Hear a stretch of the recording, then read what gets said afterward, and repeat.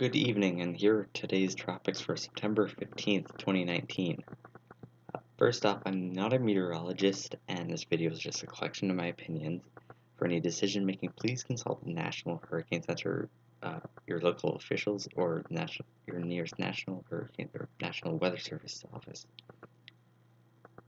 So, we're talking about Tropical Storm Humberto today. Actually, in the Best Track update, it's now a hurricane. Usually the National Hurricane Center does make it whatever the Best Track says in the next advisory, but not 100% always.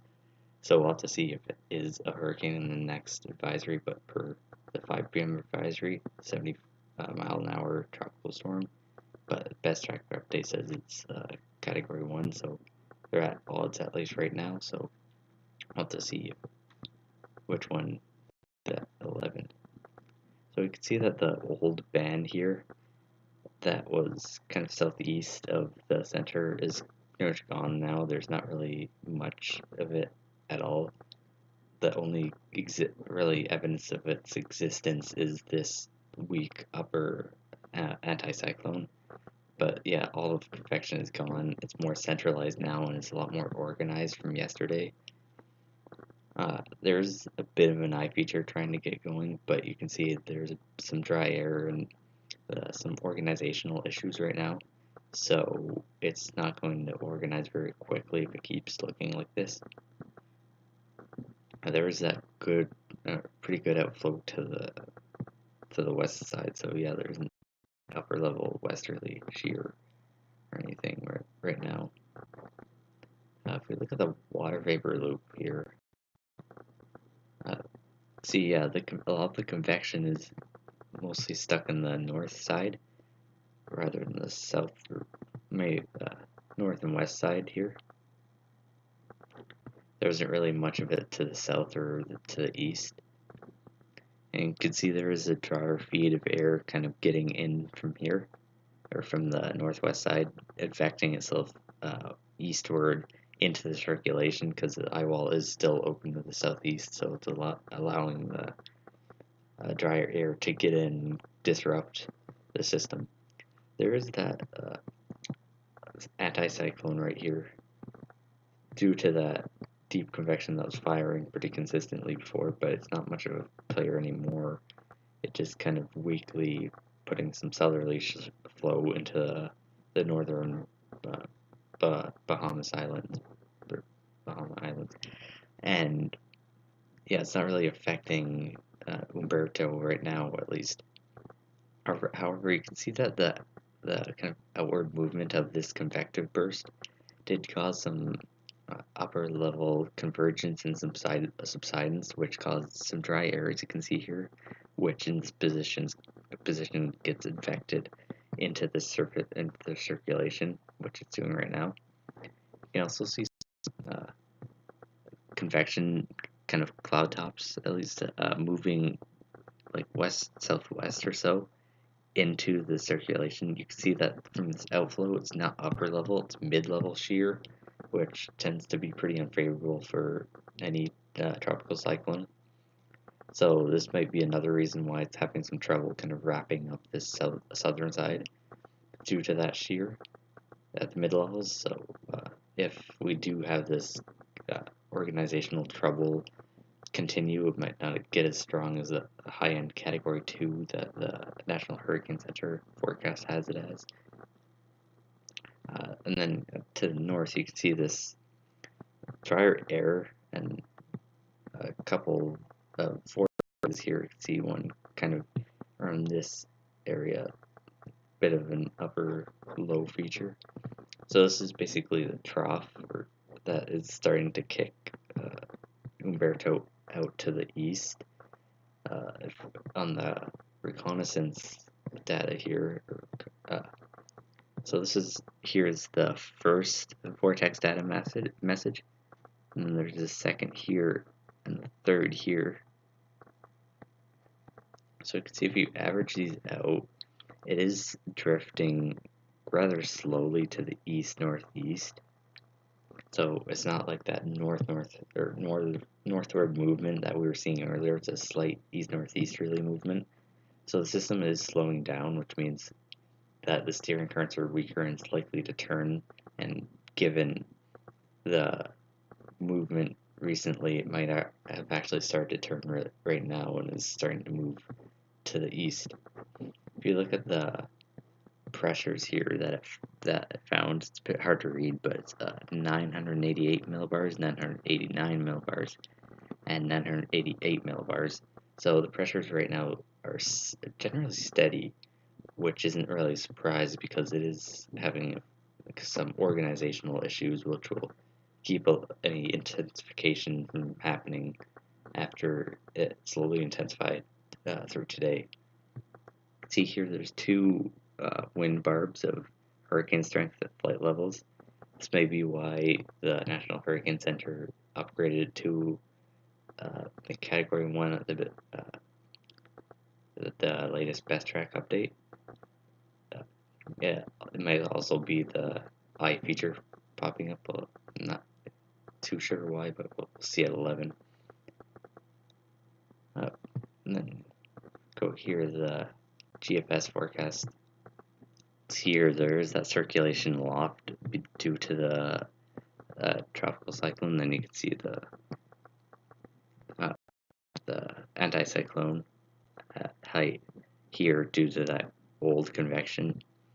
It's still relatively well defined, but it's a lot weaker. It isn't pushing that southerly flow into Humberto right now. As you can see, it turns more westerly due to the circulation. And then here's that. Let me switch my color actually, but here's that trough coming in with a jet of westerly winds aloft. So if we press play on this forecast here, see that it keeps going along slightly northeast, and then it starts running into this jet here for nearing end of the cycle. If we stop about here, well, at this time the circulation has been generally disrupted after getting enhanced by the upper divergence here, which allows for convection to form and pressure falls even if there is some shear. But here, as you can see, there's a pretty overwhelming amount of southwesterly shear, even though it's moving to the northeast. It is getting caught in this very strong flow aloft, which will shear it even if it's moving quite fast. So as you can see, the circulation aloft gets pretty disheveled, and there isn't really much anymore at this point. So it's getting sheared at this point, and could be transitioning into more of an extratropical kind of cyclone. Actually, there's also a few Euro ensemble members that do kind of take it further to the west after a while. Now, these are more outliers right now. We shouldn't really be saying that they are happening just because there are a few of these members saying it will. It isn't the favored situation right now is it for it to go out to sea, but possibly affect Bermuda. But yeah, go out to sea and have no real United States kind of impacts. But if Humberto is slower than forecast, it does have a chance of being too far south to really get caught up by that trough. So it gets stuck and then starts heading to the west due to a building ridge overhead. Again, they're outliers, so you shouldn't really be looking at them too hard, at least right now. Here's the National Hurricane Center cone. As you can see, it's pretty much doing its turn to the east right now, and the forecast is for it to get to a high-end category 2 before it starts getting sheared as it passes Bermuda and then curves out to sea here. So again, it depends on organizational trends. If it does continue to be rather disorganized and uh, basically have those kind of mid-level shear dry air issues that is now, it probably won't get this strong. But if it does wrap up in the next little while, we might see a hurricane out of this. And as you can see, Bermuda is still in the cone, so you shouldn't let your guard down if you are there. It's not a guarantee for a hit, obviously, but there is a chance of that happening. So if you have interest in Bermuda, you may want to just have an eye on the storm and make sure that that you're ready for some impacts, because there is a decent possibility that there will be some. Next we'll go into Invest 97L. Yeah, it's another invest in the main development region. Big surprise is, like only one of them has developed so far this season, so it's been relatively quiet actually in this part of the basin, at least so far this season. Now, at first you'd think, oh, it's not going to develop. It's just another invest that'll die out soon after becoming an invest. However, this one might have better chances than the others, just because the model support hasn't really died off like most of the other waves did when they were coming off Africa and getting into the Atlantic. There's some decent model support for this to develop at some point in the next 5 days, which means it has better chances than most, and the National Hurricane Center does have it at an 80% chance to become a tropical depression, or at least tropical depression in the next 5 days. So it does have pretty good chances to actually become something.